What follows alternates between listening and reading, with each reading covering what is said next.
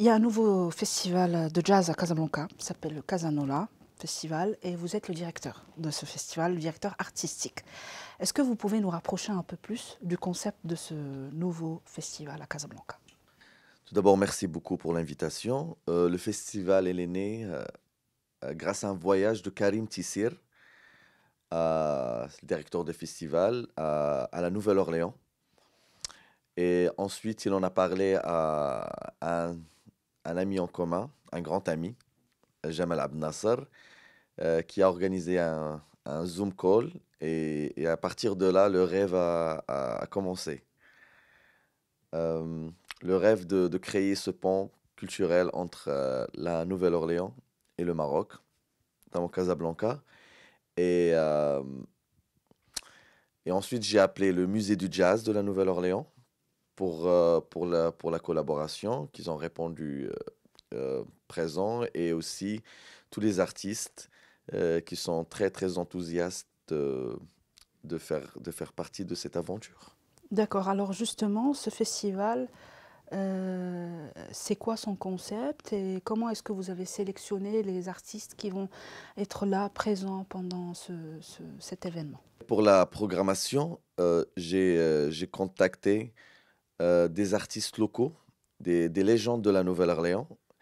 Et sur 3 jours, trois différents spectacles. Je voulais apporter le côté brass band avec tous les cuivres. Et ça, c'est le brass band, elle est née à la Nouvelle-Orléans.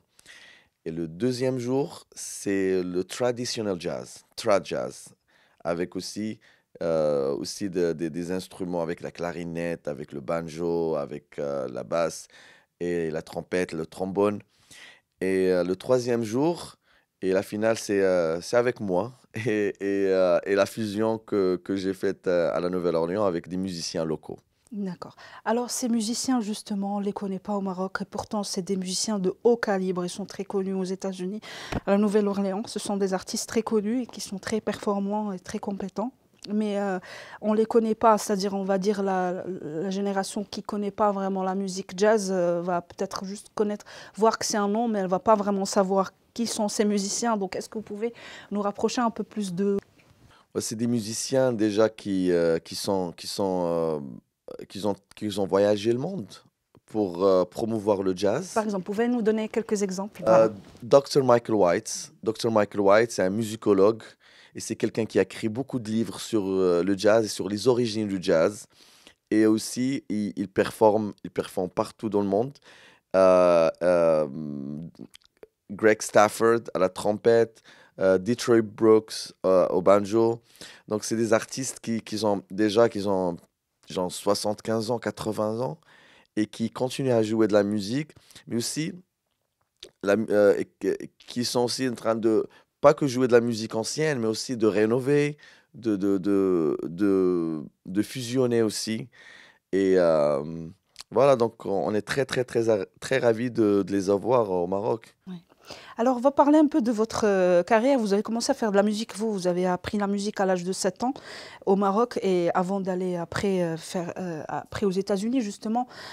Comment est-ce que vous vous êtes retrouvé à la Nouvelle-Orléans? Comment ça s'est fait cette, ce voyage?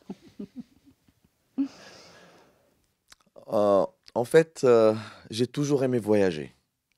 Et, euh, et grâce à la musique, j'ai voyagé un peu partout dans le monde. C'était une passion pour moi. Et c'est toujours une passion pour moi. Et c'est comme ça que j'ai atterri à la Nouvelle-Orléans. C'était un simple voyage.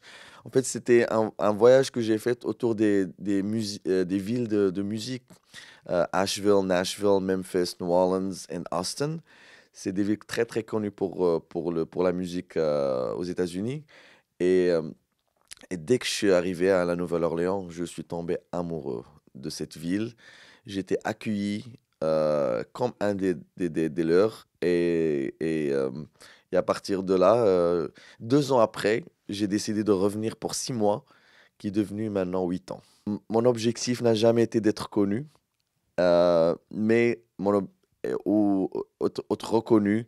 Je continue à jouer de la musique par amour de la musique et hem et heu et tous ces projets-là, ces voyages-là, ils me permettent de grandir en tant que personne et aussi en tant que musicien. C'est ma plus grande source d'inspiration.